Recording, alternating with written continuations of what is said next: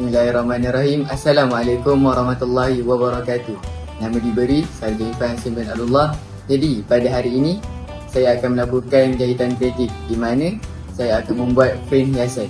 Jadi antara bahan yang diperlukan adalah jarum, pelbagai magnet seperti warna hitam, warna putih, warna biru dan juga pelbagai magnet. Seterusnya mata hiasan yang tidak dilupakan juga. Bahan utama adalah benang berwarna biru cair, berwarna putih dan juga berwarna biru gelap. Jadi bahan utama bagi jahitan adalah kain felt sebagai base dia dan juga potongan awan berwarna biru gelap dan juga biru cair sebagai hiasan tambahan.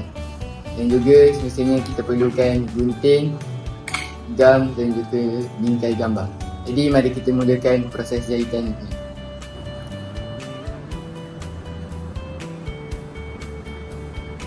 Baiklah, jadi pertama sekali kita perlu masukkan benang.